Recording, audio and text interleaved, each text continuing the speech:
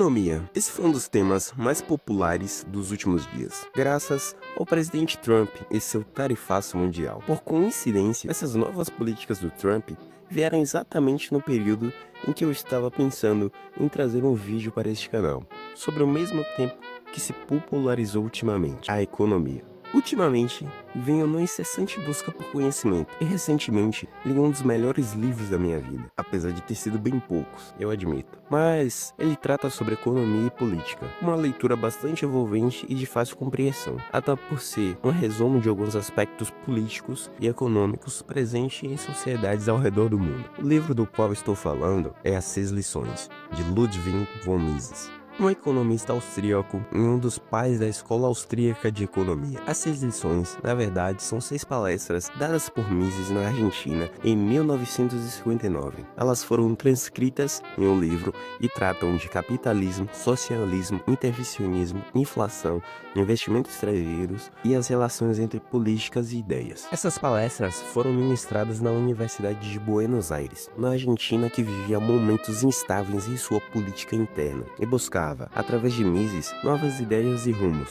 Essas palestras transcritas me apresentaram um mundo novo que sequer tive a oportunidade de aprender na escola. Em pouco tempo, foram-me elucidadas várias questões como capitalismo e comunismo, que não foram muito bem apresentadas nas aulas que eu tive na escola. Além de pequenas aulas curtas em matérias do novo ensino médio que só falavam de economia keynesiana, que sinceramente não tinha entendido absolutamente nada naquela hora. Dito isso, vamos direto ao assunto deste vídeo. Como aprender o básico, mas o básico mesmo. Você não vai sair daqui um economista expert, você só vai saber um conhecimento básico de economia. Então vamos lá. Este vídeo por si só é só uma resenha que eu aprendi com o livro, mas se você gostar, recomendo expressamente a leitura dele.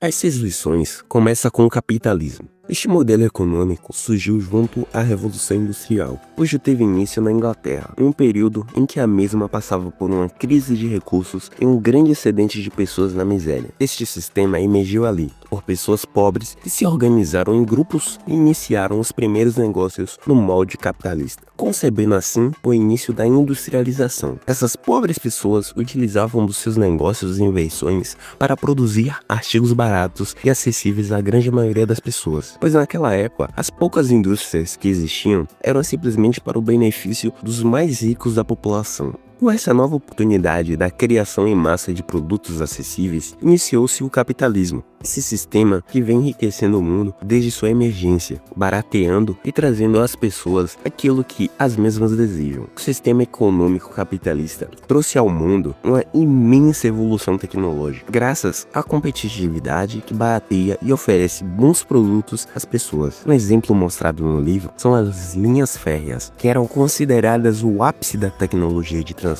e alguns teorizavam que ali seriam o ápice do capitalismo, onde o monopólio das estradas de ferro acabaria levando o capitalismo, ao menos naquela área, a uma estagnação e encarecimento do serviço. O que muitos não esperavam era o surgimento de meios de transporte como carros, aviões, ônibus, motos e entre outros, que tornou as ferrovias um serviço tão ultrapassado e sua única alternativa foi ser barateada devido à concorrência. Ou seja, esse simples exemplo mostrado por Mises ensina como o livre mercado, onde a competitividade reina, enriquece a sociedade trazendo novas tecnologias e barateando as que já existem e, consequentemente, enriquecendo a todos. A competitividade pode vir por outros meios, não só pelo seu nicho. Ou seja, como aconteceu com a linha férrea, todos pensavam que ali seria o ápice, ninguém criaria uma outra locomotiva muito mais eficiente, só que não pensaram que poderia ser por outro meio, como carros, ônibus e aviões. Segunda lição, socialismo. A segunda lição tratada por Mises é o socialismo. Mises começa com uma breve explicação de como a liberdade econômica é, em verdade, a única na qual realmente podemos alcançar as demais. Pois se sou financeiramente livre para fazer o que quero com meu dinheiro, sem interferência paralela, sou livre para decidir o meu destino diante da sociedade. Mas que, em verdade, essa qualidade só existe enquanto sociedade, pois nenhuma liberdade existe na natureza, nada além das leis naturais que o homem é obrigado a seguir. Ou seja, a liberdade econômica eleva o ser a um novo estágio, onde lhe é permitida outras liberdades na qual sequer poderiam ser alcançadas sem a mesma. e proporcionando viver ao seu próprio modo. Se caso essa qualidade não lhe é permitida, nada há em escolher além das leis naturais. A liberdade econômica, em verdade, te liberta das suas necessidades mais básicas e te oferece a livre escolha do que você quiser fazer para si mesmo. Pois essa breve explicação, Mises nos apresenta ao socialismo, e para isso, ele inicia com um exemplo simples. Tomemos a imprensa como uma empresa estatal. Não há nenhuma outra além desta, na qual é regulada pelo Estado. Se este detém o monopólio da divulgação de informação, pode publicar o que lhe convém e impedir o que não é de seu desejo, tendo assim total controle sobre uma das mais importantes ferramentas da história humana, a comunicação. Do mesmo modo, Mises nos ensina que em um governo socialista, empregos são concedidos pelo Estado e que o mesmo pode excluir a sua concessão em caso de inimigo ou crítico do mesmo, fazendo ser demitido ou até coisas piores. Por fim, Mises trata os outros pontos sobre o socialismo nessa palestra, como o cálculo econômico é inviável nesse sistema, como o controle estatal sobre toda a sociedade é extremamente prejudicial ao seu desenvolvimento tecnológico, como a interferência do Estado em pequenas decisões individuais pode ser uma brecha para que ele aumente, destruindo assim a liberdade dos indivíduos. Nos Estados Unidos, havia entre 1920 até 1933 a famosa Lei Seca, que proibia a venda e transporte de bebidas alcoólicas. Uma das justificativas para tal proibição foi as consequências que o álcool em excesso trazia às pessoas. Deste modo, o Estado, em sua nobre empreitada, julgou que para seus cidadãos seria melhor que os mesmos não consumissem o álcool, os proibindo do acesso ao mesmo, pois em seu julgamento seria danoso às pessoas o seu consumo. Só que o que muitos não veem é que isso abre brecha para que, em um futuro, os governantes criem decretos que proíbam o acesso a outros objetos. Desde livros, filmes, acesso à informação, internet, transporte, você só precisa entender que ocorre progressivamente. Bom, essa segunda lição é bem interessante, novamente, recomendo a leitura do livro, para se aprofundar e entender melhor o assunto. Com a segunda lição já resumidamente explicada, vamos à terceira, o intervencionismo, um modelo econômico onde existe na maioria dos países que são ditos capitalistas. Bom, para começar a falar do intervencionismo, devemos primeiro entender do que se trata. Esse modelo econômico tem como principal característica a ação do Estado na economia, o que foge completamente das suas funções propostas em um sistema de livre mercado, que seriam simplesmente a defesa do país e de seus cidadãos contra ataques e fraudes. A intrusão do governo no mercado não seria danosa, caso mesmo não interferisse nos fenômenos de mercado, ou seja, de maneira artificial, não manipulasse preços, taxas de juros, padrões salariais e entre outros fenômenos. Se o mesmo criasse uma empresa de correspondência e simplesmente seguisse a regra natural do mercado, estaria ali presente, mas sem gerar distorções econômicas graves, seguindo as regras de mercado onde poderia ir à falência ou gerar lucros. Outro ponto tratado por Mises é o seguinte: como dito acima, o governo pode sim criar uma empresa e oferecer serviços. Não há problema nenhum se o mesmo fizer isso seguindo as leis naturais da economia de livre mercado. Mas o que em verdade ocorre em muitas situações é o subsídio estatal em empresas que geram déficits e perdas significativas. Ou seja, mesmo trazendo só perdas, os governos podem simplesmente continuar mantendo aquela empresa funcionando, pois eles não precisam necessariamente que ela gere lucro para se manter funcionando. Eles podem simplesmente aumentar os tributos e utilizá-los para mantê-la em funcionamento. Resumindo, um governo pode simplesmente manter com o seu dinheiro uma empresa que não gera lucro, não faz serviços de qualidade satisfatória e que utiliza do seu tão suado dinheiro para não trazer riqueza nenhuma para a sociedade. Ou seja, ao fazer tal ação, o governo ignora e toma a autoridade dos seus clientes sobre os serviços que ele oferece. Pois, se uma mesma empresa criada por um empresário oferece o mesmo serviço e não fosse bom o suficiente, onde o mesmo estivesse tendo perdas, estaria fechada, mas quem estaria tomando prejuízo seria o empresário. Mas no caso do Estado, onde ele arrecada dinheiro por diversos impostos, isso não é um problema, pois quem está controlando a empresa não sofre consequências diretas com isso, mas sim os cidadãos, que são obrigados a pagar por tal. As ações dos governos em controlar a economia resultam em diversas consequências no mercado e põem os cidadãos em uma das situações de desvantagem diante das mudanças impostas, desde o tabelamento de um salário mínimo até o tabelamento de preços e a diluição da moeda. Esses são um dos diversos assuntos tratados neste capítulo, que nos explica como a interferência estatal pode levar a distorções e até mesmo a um Estado comunista.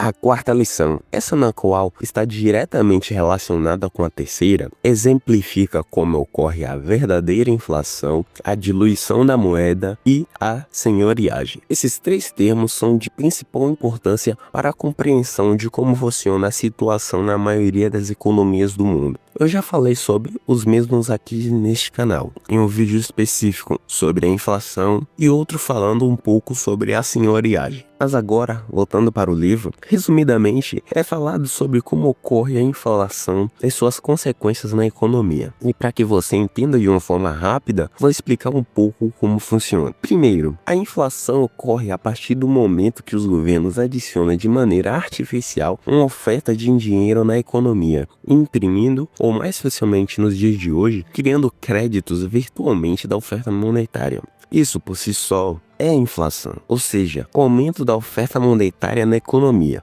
Agora vou lhe explicar como funciona a diluição do seu poder de compra e a senhoriagem.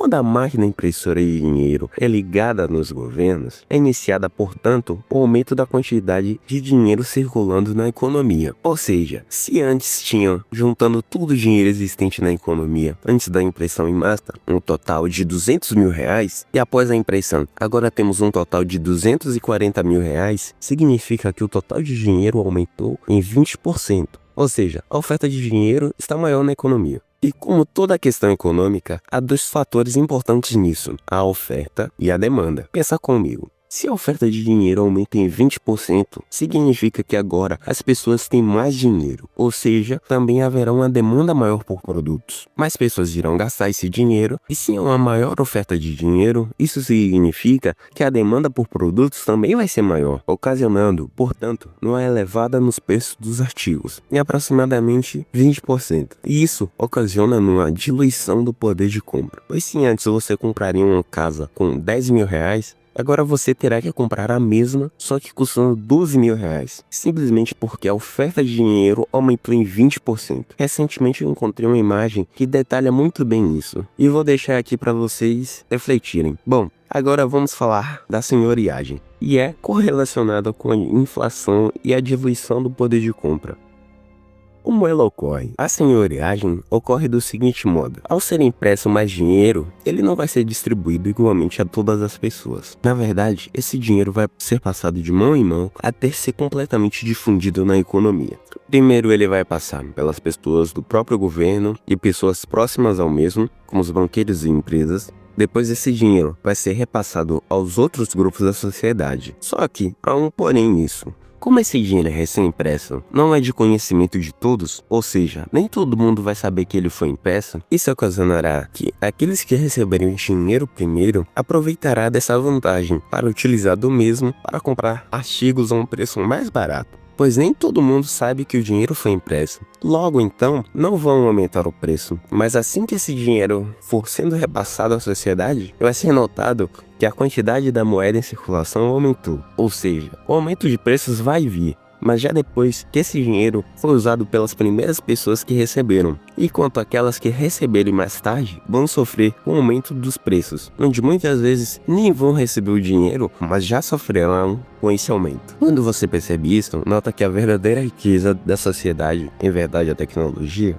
está sendo perdida pela maioria das pessoas, enquanto o estamento burocrático e os amigos dos políticos se apossam dessa riqueza a um preço baixo, enquanto a maioria vai ter que ter acesso à mesma a um preço muito maior. Um exemplo disso é o seguinte: se eu sou um político e dobrasse a quantidade de moeda em circulação, por exemplo, tenho 1 milhão de reais e dobrasse isso para 2 milhões, e não contasse a ninguém. Eu poderia, por exemplo, comprar uma casa de R$1 milhão e quando as pessoas saberem que a moeda em circulação dobrou de quantidade, eu poderia vender a mesma casa a R$2 milhões, onde eu só sairia ganhando com 200% de lucro do meu patrimônio inicial. Ou seja, eu dobro a quantidade de moedas, compro coisas num preço abaixo do que deveria estar, e quando esse dinheiro duplicado for difundido, eu simplesmente vendo o imóvel pelo dobro do que eu comprei. É win-win, ou seja, você só sai ganhando. Você não, os políticos, na verdade. Bem, eu espero que vocês tenham compreendido isso e que a explicação tenha sido boa. E se quiserem se aprofundar nisso, novamente, recomendo a leitura do livro. Quinta lição: o investimento externo. O investimento interno não é nada mais, nada menos que empresários pondo capital em outros países. Esse dinheiro lá posto vai financiar a construção de indústrias e empresas que levarão a tal país novas tecnologias. Nesta lição, Mises também nos ensina que o investimento externo é de extrema importância para a evolução de um país, pois é necessário que haja capital para que a construção de indústrias surja. Há também outro meio para que essa evolução tecnológica venha, mas depende da acumulação interna de capital, o que muitas vezes é impossibilitada nos diversos países, principalmente pelos impostos excessivos à população, onde impossibilita a criação de tecnologia e a acumulação de capital para o investimento em tais. Mises prova que a Inglaterra foi tomada por muito tempo como a principal nação e mais desenvolvida no mundo, graças à acumulação de capital que os ingleses puderam obter junto à industrialização. Isso pode fornecer aos mesmos que eles pudessem investir seu dinheiro em outras atividades em outros países. Um exemplo citado no livro é de que a Europa só pôde ser iluminada graças a uma companhia de gás inglesa que investiu seu dinheiro em diversos países europeus, fornecendo a tecnologia necessária para a iluminação de muitos países. O exemplo inglês mostrou a diversos países como o investimento externo traz tecnologias e evolução a toda a população. Capital externo traz melhoria e evolução aos países que o aceitam, mas é extremamente necessário que os governantes que dirigem as políticas do mesmo. O capital externo traz tecnologias e evolução a toda a população. O capital externo traz melhoria e evolução aos países que o aceitam, mas é extremamente necessário que os governantes que dirigem as políticas dos mesmos não sejam hostis e desejem expropriar ou dificultar o investimento externo. É preciso que haja liberdade para que a evolução venha. É necessário que as pessoas trabalhem e acumulem para que as condições melhorem. A industrialização é necessária, o capital é necessário, e sua escassez não traz tecnologia. É necessário que haja investimento para alcançar melhores condições para todos na sociedade. É necessário trabalhar para evoluir, para alcançar condições favoráveis a todos. Sexta lição: políticas e ideias. A política. Atualmente no mundo, a política pode ser resumida em uma única coisa: intervencionismo e grupos de pressão. Mises nos mostra que o sistema constitucional por si só é falho, principalmente pelo intervencionismo. No mundo de hoje, a intervenção estatal está estritamente relacionada a grupos de pressão que buscam privilégios às suas atividades, e não um bem a toda a nação. Isso por si só causa diversas distorções econômicas e políticas na sociedade, provocando benefícios a poucos grupos e detrimento a outros. A intervenção estatal na economia é algo que deve ser excluído para se alcançar a liberdade no ápice de sua palavra. Não se pode dar a grupos que buscam interesses privados acima do bem da maioria. O intervencionismo e suas ações, como a inflação, é sinais que devem se prestar atenção diante das situações de uma nação. Elas precedem a sua decadência moral e de sua estrutura. O intervencionismo é o rumo ao próprio comunismo e o fim das liberdades individuais. Foi assim em Roma, e se não impedidas, também ocorrerão por muitas outras nações. Esse capítulo trata bastante sobre as políticas e as ações que devem ser tomadas das situações. É de extrema importância entendê-las e analisar ao nosso Brasil. Por fim, eu termino esse vídeo aqui e novamente, mais uma vez, recomendo a leitura do livro. Muito obrigado pela sua atenção, ela é de extrema importância para que este canal cresça e espero que tenha lhe ensinado algo. Muito obrigado por assistir até o final. Até o próximo vídeo. Fui!